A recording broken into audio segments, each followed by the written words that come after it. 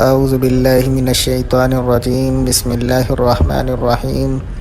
آیات نبوی صلی اللہ علیہ وسلم میں جنات ایک طبقہ وہ ہے جو جنات کا بالکلیہ انکار کرتا ہے، جبکہ حدیث شریف میں مستند ذرائع سے جنات کا وجود ثابت ہے۔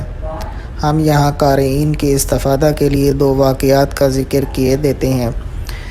جنات کے نام نبی اکرم صلی اللہ علیہ وسلم کا مبارک خط ایک مرتبہ حضرت سماک بن خرشہ رضی اللہ تعالی عنہ نے حضور اکرم صلی اللہ علیہ وسلم کی خدمت میں حاضر ہو کر عرض کیا کہ اے اللہ کے رسول صلی اللہ علیہ وسلم، میں بہت پریشان ہوں۔ رات بھر چکی چلنے کی آواز آتی ہے، کبھی کبھی بجلی سی چمکتی ہے، کبھی کبھی گھر میں کالی گھٹاسی لگتی ہے جس سے ایسا لگتا ہے کہ انگارے نکل رہے ہیں۔ نبی کریم صلی اللہ علیہ وسلم نے فرمایا کہ تیرے گھر میں جن ہے۔ آپ صلی اللہ علیہ وسلم نے حضرت علی رضی اللہ تعالیٰ عنہ سے فرمایا کہ قلم دوات لے آؤ۔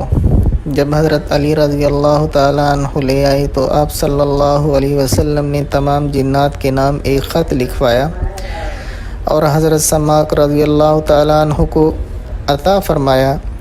حضرت سماک رضی اللہ تعالیٰ عنہ نے آپ کے اس نامہ مبارک کو جو جنات کے نام تھا لے کر اپنے تکیے کے نیچے رکھ لیا۔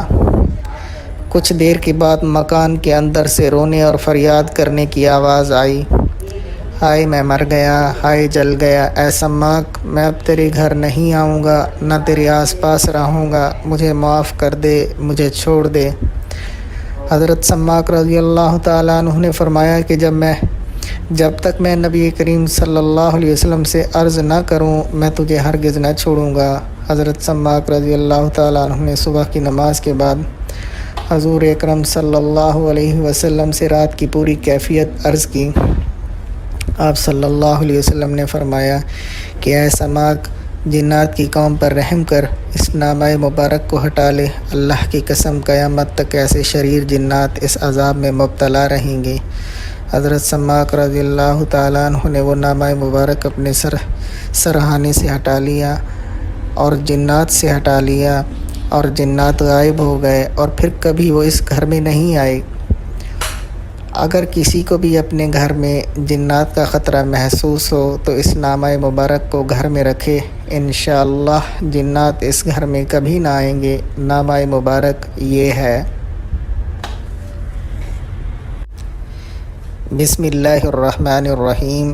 ھذا کتاب من محمد رسول رب العالمین صلی اللہ علیہ وسلم الی من ترک الدار من الامار والزوار والصالحین الی تارکا یترک بخیر یا رحمن، اما بعد فإن لنا ولکم فی الحق ساعة فإن تک عاشقا مولا او فاجرا مقتحما او راغبا حقا او مبتلا، ھذا کتاب اللہ تبارک و تعالی ینطق علینا وعلیکم بالحق انا کنا نستنسخ ما کنتم تعملون ورسلنا یکتبون ما تمکرون، اترکوا صاحب کتابی ھذا وانطلقوا الی عبدۃ الاصنام وإلى